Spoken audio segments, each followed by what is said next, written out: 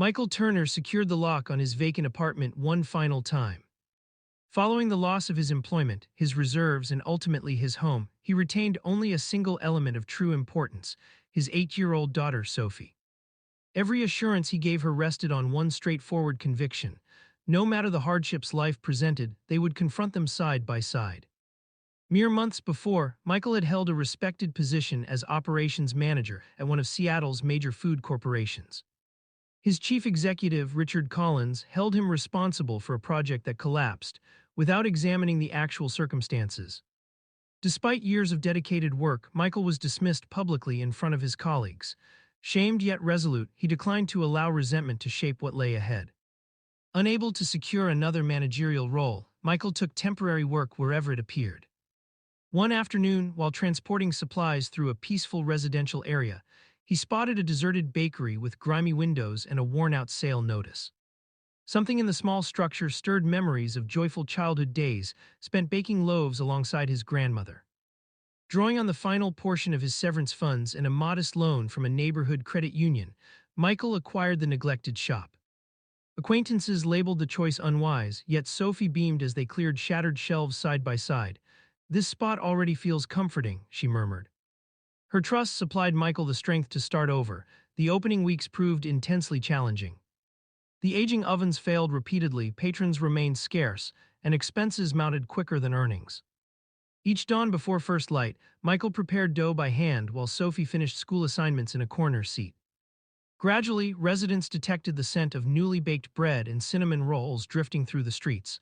Michael regarded every visitor as kin. When an older neighbor lacked funds for a meal, he discreetly slipped an extra loaf into the package. Area teachers received complimentary coffee ahead of their shifts, and firefighters were greeted with fresh pastries after night duty. Generosity emerged as the bakery's finest component, and news traveled across the city. In under 12 months, Turner's Bakery ranked among Seattle's most cherished local enterprises. Crowds stretched long each weekend. Community papers celebrated the shop's original recipes, while digital comments highlighted Michael's open-handedness. The modest store many predicted would collapse had transformed into an emblem of optimism, demonstrating that compassion could construct a more durable enterprise than self-interest. One damp afternoon, the entrance swung open, and Michael raised his gaze from the counter. There stood Richard Collins in a costly suit, the executive who had dismissed him. Richard remained unaware of the bakery's owner. He had merely paused after hearing widespread praise for the city's finest fresh bread. Their gazes locked at once. Richard stiffened in discomfort as recognition registered. Michael welcomed him courteously, exactly as he did every guest. Richard bowed his head and confessed that Michael's departure ranked as the firm's gravest error. Once the genuine source of the project failure came to light, the directors understood Michael had been charged unjustly. Richard described how the company had endured falling spirits, weak direction, and the departure of several skilled staff members. He proposed an executive post for Michael, complete with a substantial salary, in hopes he would rejoin and assist in restoring the organization. The proposal held the prospect of riches, standing, and all Michael had previously forfeited.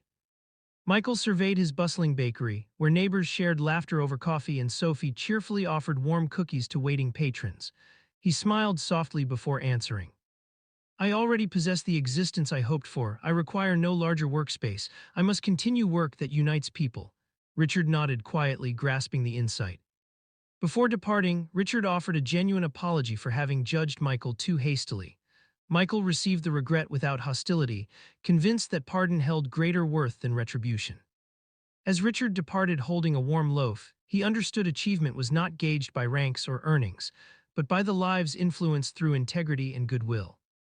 That night, Michael shut the bakery next to Sophie while the sun sank beyond the Seattle horizon.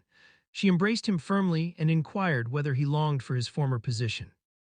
Michael smiled and shook his head. At times, surrendering everything opens the way to something finer still. Together they extinguished the lights, thankful that optimism had risen higher than any loaf they had ever prepared.